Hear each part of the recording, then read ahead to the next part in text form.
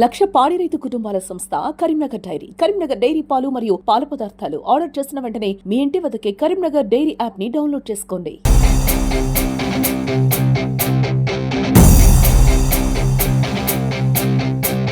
ఇలా గ్రామ పంచాయతీలు బలోపేతం కావాలంటే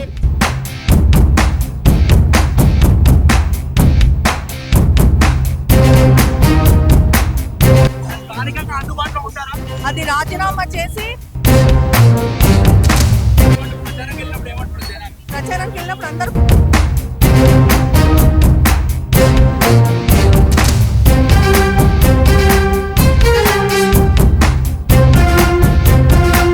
గవర్నమెంట్ నిధులు కానీ ఎమ్మెల్యే కానీ ఎంపీ కానీ ఎమ్మెల్సీ కానీ మంత్రులే కానీ ఇలా గ్రామ పంచాయతీలు బలోపేతం కావాలంటే అధికారంలో ఉన్న కాంగ్రెస్ పార్టీ ద్వారా సాధ్యమవుతుంది.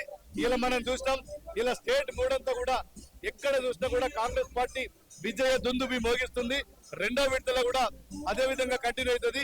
రేపు మల్యాల మేజర్ గ్రామ పంచాయతీ కానీ కొడిమేల మేజర్ గ్రామ పంచాయతీ కానీ అన్ని కూడా కాంగ్రెస్ పార్టీ కైవసం చేసుకుంటుంది. ఇలా కాంగ్రెస్ పార్టీ ప్రభుత్వం ముఖ్యమంత్రి రేవంత్ రెడ్డి గారి నాయకత్వంలోనే గ్రామ పంచాయతీ బలోపేతమైంది. Thank you. గ్రామ సర్పంచ్ అభ్యర్థి మాలతి గారు మనం ఉన్నారు. మాలతి గారి మీకు ఏం సమాచారం ఇచ్చారు? ఇప్పుడు అభివృద్ధి గురించి ఆయన ఏం వాగ్దానం? మల్యాల గ్రామ పంచాయతీకి నేను సర్పంచ్ గా పోటీ చేస్తున్నాను. నా పేరు మాలతి ప్రతాప్ వీరభక్తిని. కొన్ని సమస్యలు ఉన్నాయి, నా దృష్టికి తీసుకొచ్చారు.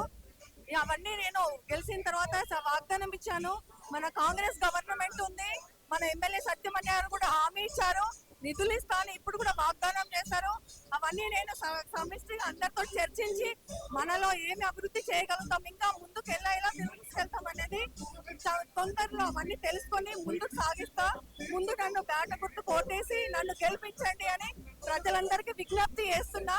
మా శోభక్క గారి ఆధ్వర్యంలో నేను చేస్తున్నా. మా తల్లిదండ్రుల ఆశీస్సులు కూడా నాతో ఉన్నాయి. నేను ఈ ఊర్లో పుట్టి ఈ ఊర్లో పెరిగి అందరితో కలిసి ఉండి నా ఉద్యోగానికి కూడా రాజీనామా చేసి ప్రజా సమస్యల కోసం పోరాడాలని గ్రామ పంచాయతీ సర్పంచ్ గా నిల్చున్నాను. అందరూ బ్యాట గుర్తు కోటేసి కొంచెం ఫస్ట్ కోతులు అని చెప్పారు, ఎక్కడికైనా కానీ కొన్ని కాలువలు క్లీన్ చేయాలని చెప్పారు, కొన్ని రోడ్స్ అని చెప్పారు, అవన్నీ గొర్రెగడ్డ వాగులు కూడా ఒకటి చెప్పారు. కొన్ని ఇదైతే మా ప్రధాన శ్మశాన వాటిక గురించి కూడా చెప్పారు. ప్రతి సంఘానికి కొన్ని వాళ్ళ నిధుల కోసం మా దృష్టికి తీసుకొచ్చారు. ఎమ్మెల్యే గారితో మాట్లాడాము, తను వాగ్దానం చేశారు. మనకు ముందు ఇది అయిన తర్వాత మన ఎమ్మెల్యే గారు ఖచ్చితంగా మనకు నిధులు విడుదల చేస్తా అని చెప్పారు. అందుబాటులో ఉంటారా? ఖచ్చితంగా ఉంటాను. అందుకే నా జాబ్ ని నేను విప్రోలో సాఫ్ట్వేర్ ఇంజనీరింగ్ గా జాబ్ చేస్తున్నాను. అది రాజీనామా చేసి ఇక్కడ నేను నామినేషన్ వేయడం జరిగింది. అది ఖచ్చితంగా నిలబెట్టుకుంటా. నేను గెలిచిన తర్వాత ఊర్లోనే ఉండి అందరికీ సమైక్యంగా ఉండి కలిసి మెలిసి అందరి వాళ్ళ ఎక్స్పీరియన్స్ ని నా జాబ్ ని అంటే నా చదువును దానికి జత చేసి ప్రతి ఒక్కరికి అందుబాటులో ఉంటాయి ముందుకు తీసుకుంటానని అందరికి విజ్ఞప్తి చేస్తున్నా. వాగ్దానం చేశాను, ఆ వాగ్దానాన్ని నేను నిలబెట్టుకుంటానని మరొకసారి ఈ మీడియా తరఫున ప్రజలందరికీ తెలియజేసుకుంటున్నాను.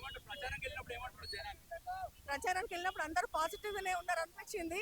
మీరు మాతో ఉండండి, మేము మీతో ఉంటామంటే నేను అదే చెప్పాను. ముందు నన్ను ఓటేసి గెలిపించి చూడండి, నా పనితనం మీకే తెలుస్తుంది. ఆ పనిని మీ ముందుకి నేను తీసుకొస్తాను. మనం 2 సంవత్సరాలు అధికారుల పాలన జరిగింది. ఆ 2 సంవత్సరాలు ఈ 3 సంవత్సరాలతో కలిపి ఆ అభివృద్ధిని మనం ఇందులో చేసేసుకుందాము. దానికి నేను వెనుకకు రాను. మా కుటుంబ సభ్యుల ప్రోత్సాహం కూడా ఉంటుంది.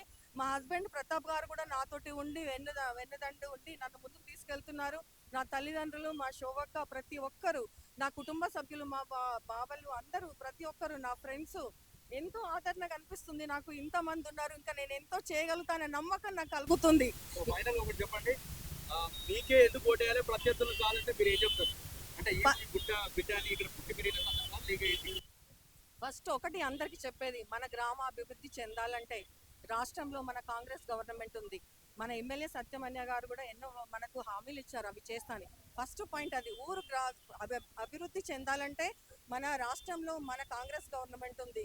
దానికి ఎన్నో నిధులు మనం చేస్తే, లేకపోతే మళ్ళీ 5 సంవత్సరాలు మనం వెనుకబడాల్సి వస్తుంది. ఫస్ట్ పాయింట్ అది అందరికీ నేను తెలియజెప్పాను. ఇంకొకటి లోకల్గా ఉండదనేది ఒకటి తీసుకొచ్చారు, అపోహ. అది తీసేయండి, నేను ఇక్కడే ఉంటాను. నా జాబ్ని రాజీనామా చేసి నేను నా జాబ్ రాజీనామా చేసి ప్రజల సమస్యల కోసం ముందుకొచ్చాను. నా ఉద్యోగాన్ని కూడా రాజీనామా చేశాను. ఖచ్చితంగా ఉండండి. అందరి ఎక్స్పీరియన్స్, నా చదువు తోడై నా పుట్టినిల్లు, నా మెట్టినిల్లుకు ఇదే ఊర్లో నేను చేయడం అనేది ఆ శివయ్య దేవుని ఆశీస్సులను నేను అనుకుంటున్నాను. నాకు ఆ దేవుడిచ్చిన వరంగా నేను భావిస్తున్నాను. అదే ప్రతి ఒక్కరికి నేను చెప్పాను. ఇది నా అదృష్టంగా నేను భావిస్తున్నాను. ఆ అదృష్టాన్ని చేయాలంటే మీ అందరి సహకారం, ప్రజల సహకారం ఉండాలని అందరికీ విజ్ఞప్తి చేశాను.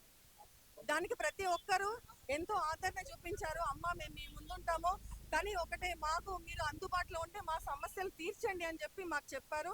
నేను చెప్పాను, అందరికీ వాగ్దానం చేశాను. అది ఖచ్చితంగా చేస్తాను.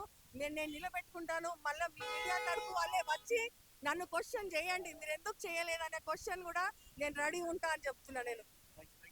అదే మాలతి గారు చెప్తున్నారు, స్థానికంగా ఉంటూ చదువుకున్న వ్యక్తి స్థానికంగా ఉంటూ అదేవిధంగా అధికార పార్టీ మనతో ఉంది కాబట్టి ఎమ్మెల్యే తోటి కలిసి అన్ని నిధులు తీసుకొచ్చి ఈ మల్లెల గ్రామ పంచాయతీని అభివృద్ధి పథంలో నడిపిస్తామని మాలతి గారు చెప్తున్నారు. అదేవిధంగా వాళ్ళ ఆయన గారు రాజకీయంలో ఉన్నారు. ఇది రాజకీయ కుటుంబం కాబట్టి రానున్న రోజు ఖచ్చితంగా మల్లెలను ఒక అభివృద్ధి గ్రామంగా తీర్చిదిద్దుతా అంటున్నారు. ఏవైతే స్థానిక సమస్యలు ఆవిడ అన్ని తెలుసుకుంది, ఆ స్థానిక సమస్యలు అయితే ఏమున్నాయో గెలిచిన వెంటనే పూర్తి చేస్తా అంటున్నారు. ఎలాంటి ఇబ్బంది లేకుండా ప్రజల్ని చాలా చక్కగా చూసుకోవడానికి, మంచి పరిపాలన చేయడానికి మాలతి గారు అంటున్నారు. ఎలా ఉండబోతుంది, మీ మద్దతు ఎలా ఉంటుంది? గతంలో నేను మండల్ ప్రెసిడెంట్గా, సర్పంచ్గా, జడ్పీటీసీగా ఈ గ్రామం నుండి, ఈ మండలం నుండి నాకు అందరు సహకరించిండ్రు. ఈ మండలం తరపున కానీ, గ్రామం తరపున కానీ నేను ఒకటే నిర్ణయం చేసుకున్నాను. ఏంటంటే నా తోటి కోడలు మంచి చదువుకున్న అమ్మాయి, మళ్ళీ తనకు మంచి నాలెడ్జ్ ఉంది, అవగాహన తొందరగా మనం ఒకటి చెప్తే దాని రెండు విధంగా అవగాహనతో ముందుకెళ్తుంది. నేను ఒకటే మా గ్రామ ప్రజల్ని కోరుకుంటున్నా, మేజర్ గ్రామ పంచాయతీ కాబట్టి మీరు వేరే ఆలోచన చేయకుండ్రి. ఎందుకంటే పంచాయతీకి కాంగ్రెస్ పార్టీ గవర్నమెంట్ ఉంది కాబట్టి గవర్నమెంట్ నిధులు కానీ, ఎమ్మెల్యే కానీ, ఎంపీ కానీ, ఎమ్మెల్సీ కానీ, మంత్రులే కానీ డెవలప్మెంట్ కార్యక్రమానికి ఆలోచన చేయండి గ్రామ ప్రజల్ని నేను ఒకటే కోరుకుంటున్నా. వేరే విధంగా ఆలోచనలు చేసి మిగతా వాళ్ళకి, ఎదుటి వాళ్ళకి అవకాశం ఇస్తే 5 ఏళ్ళు మనం వెనకపోతాం. దానికి నేనే ఉదాహరణ. ఒక జడ్పీటీసీగా టీఆర్ఎస్ గవర్నమెంట్లో ఉండి నేను ఏ పనులు చేయలేకపోయినా అటువంటి సిచ్యువేషన్ రావద్దన్న ఉద్దేశంతో నేను ప్రజల్ని కోరుకుంటున్నా. మీరు ఒక్కసారి ఆలోచించండి, ఆలోచించి మంచి నిర్ణయం తీసుకొని మాలతికి మా బ్యాట్ గుర్తు మీద ఓటేసి గెలిపియాలని చెప్పి మల్యాల ప్రజల్ని నేను కోరుకుంటున్నాను. మనకు 14వ తారీఖు నాడు మన గ్రామ పంచాయతీ ఎలక్షన్స్ ఉన్నాయి.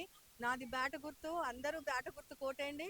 మన బ్యాలెట్ పేపర్ పింక్ కలర్ లో 3rd నెంబర్ లో బ్యాట్ గుర్తుంటది. మీ ముద్ర ఖచ్చితంగా బ్యాట్ గుర్తుకేసి మీరందరూ వచ్చి నాకు చూపించండి. ఆ బ్లూ కలర్ చూస్తే మా అందరికి సంతోషం అవుతుంది. అదే మీరిచ్చే నాకు వరము. ఆ వరాన్ని నేను ముందుకు తీసుకెళ్లి గ్రామాభివృద్ధికి ఖచ్చితంగా నేను తోడ్పడతానని మరొకసారి మీడియా తరపున ప్రజలందరికీ తెలియజేస్తున్నాను.